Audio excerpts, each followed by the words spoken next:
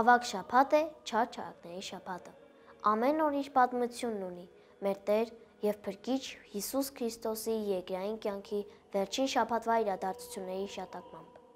Ավագ երկուշաբթի։ Սուրբ Գիրքը մեզ հիշեցնում է, թե ինչպես մի անգամ թզենու վրա պտուղ չգտնելով Տերը անիծեց այն եւ ծառը չորացավ։ Պատահական չէր թզենու ընտրությունը։ Պատվիրանազանցության համար դրախտից արտաքսված Ադամն ու Եվան թզենու տերևներով ծածկեցին իրենց մերկությունը։ Մեղքը հոգու մերկացման է տանում, եւ այն ոչիչով Աստծուց քողարկել հնարավոր չէ։ Հավատն առանց գործերի մեռած է, ինչպես ծառն առանց պտղի։ Պարգևիչ ողորմության, պարգևի ինձ ուղղափառ հավատ եւ բարի գործերով քո սուրբ մարմնի եւ արյան հաղորդությամբ գալ քեզ մոտ։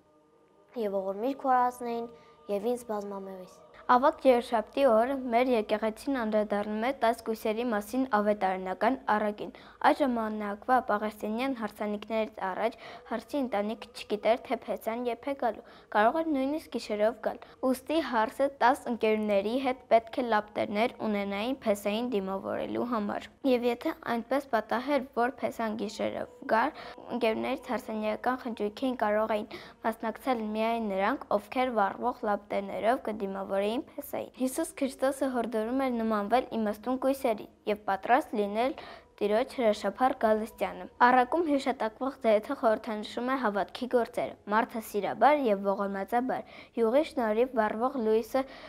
հոգու եւ մարմնի մաքրությունը։ Դեռևս Դանիել մարգարեն հորդորում էր. քո մեղքերը քավիր ողորմությամբ եւ քո անօրենությունները աղքատին գտալով, թերևս Աստված համբերատար լինի քո հանցանքների նկատմամբ։ Զարթիկ վառեք լույսով ըստ իմաստուն սուրբ կուսանածն ալելուա։ Զարթիկ պատրաստացեք իղլամ տրալ ջերմ արտասուս ալելուա։ Զարթիկ եւ մի նջեք նման հիմար կույսից նիրհեք ալելուա։ Զարթիկ երկրպագեցուկ եւ արտասվոք զայս ասացուկ ալելուա։ Արի Տեր, օգնա մեզ, տացուն անվանը թքումս փառս, այժմ եւ հավետ, հոր եւ որդվոյ եւ սուրբ հոգվույն ամեն։ Ավագ չորեքշաբթին առիթ է մտածելու երկու կերպարների մասին։ Ղազարոսի քույր Մարիամի, ով արցունքներով լված, մազերով սրբեց եւ թանկարժեք յուղը ողջեց Հիսուսին, եւ 12 առաքյալների ցուդային,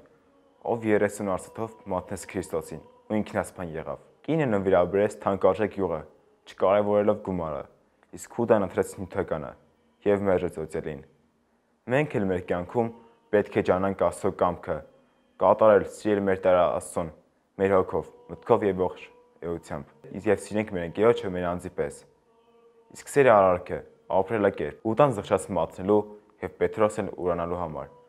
Սակայն Հուդան չհավատաց, որ Աստված կների իր մեղքը։ Իսկ Պետրոսը զղջալով եւ խոստովանելով ապավինեց Աստծո ողորմությանը եւ սիրուն, հավատալով, որ Աստված չի կամենում մեղավորի մահը, այլ նրա ետ դարձի գալը եւ ապրելը։ Զղջման աղոթքի մեջ մենք խոստովանում ենք, որ կամա թե ակամա, գիտակցաբար կամ չգիտակցելով մեղքեր ենք գործում։ Ընկնում ենք, կանգնում, առաջ գնում,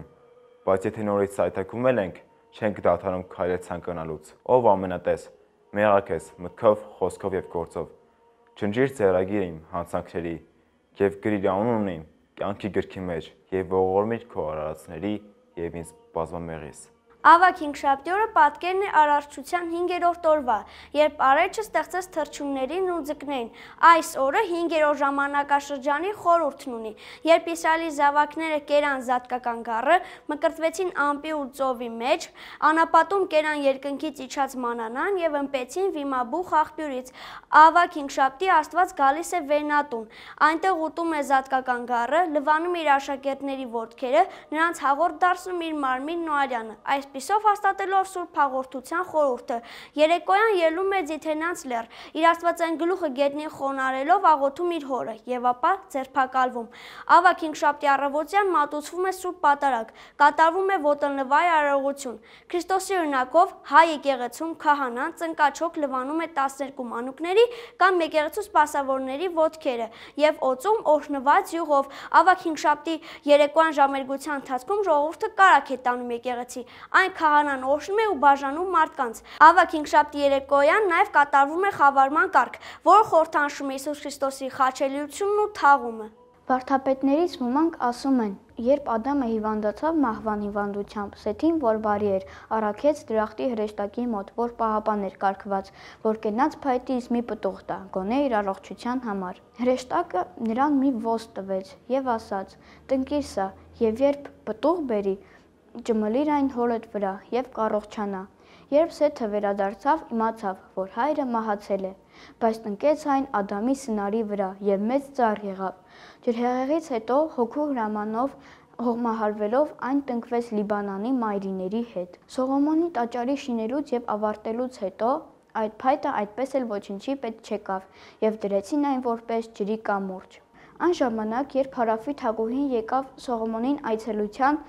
չուզեցավ անցնել նրա վրայով եւ ասաց. «Այս փայտի վրա կկախեն հրեաների թագավորին եւ կոչնչանա հրեաների թագավորությունը»։ Այդ խոսքերը լսելով Սողոմոնը խորը փոս փորեց եւ փայտը թաքցրեց այդ փոսի մեջ ու չէր երևում։ Եվ Քրիստոսի ժամանակներում Պլոբադիկեի ավազանի շարժի ժամանակ այդ փայտը ջրի երես դուրս ելավ։ Հրեշտակի ջրերին խառնելով եւ այդ փայտի զորությամբ ամեն աղտ, վերք ու հիվանդություն բուժվում էր։ Եվ Քրիստոսի խաչելության ժամանակ առան այդ փայտը մի ուրիշ փայտի վրա դրեցին եւ դրա վրա խաչեցին Քրիստոսին եւ ճմլվեց Ադամի գանգին խաչի պտուղը Քրիստոս եւ կատարվեց ճշմարտապես կենդանություն։ Գողգոթա անվանը Գյուրեղ Երուսաղեմեցին մի քանի խորհրդանշական բացատրություն է տալիս, որոնցից մեկն այն է, որ այդ գանգի տեղը Գողգոթան է, իսկ Եփրեմ Ասորին կարծում է, որ Գողգոթան է երկրի կենտրոնը եւ այնտեղ են թաղել Ադամ նախահոր գանգը։ Ոմանք կարծում են, որ այդ վայրը համայն տիեզերքի կենտրոնն է։ Ըստ ավետարանի Հիսուսի խաչելության ժամանակ բոլոր առաքյալները փախնում են եւ միայն Տիրամայրը եւ Հովհաննեսն էին մնացել։ Հովսեփ Արիմաթացին Պիղատոսից խնդրում է Հիսուսի մարմինը եւ երբ գնում է սարսափազդու տեսարանից սահմկրված կանգ է առնում, որովհետեւ Քրիստոսի մարմնից փայլակներ էին դուրս գալիս։ Նա սկսում է աղոթել. Սուրբ Աստված, Սուրբ եւ Հզոր, որ խաչեցար վասն ողորմյա մեզ։ 3 անգամ աղոթելուց հետո Հիսուսի մարմինը իջնում է նրա ձեռքերի վրա։ Այդ ավանդույթյան վրա մեր շալականագիրները շատ գեղեցիկ շալական են հորինել։ Խաչի քո Քրիստոս երկրպագեմ, ես խաչելիությունդ քո մեծացունն եմ, եւ Սուրբ հարությունդ քո փառավորենք։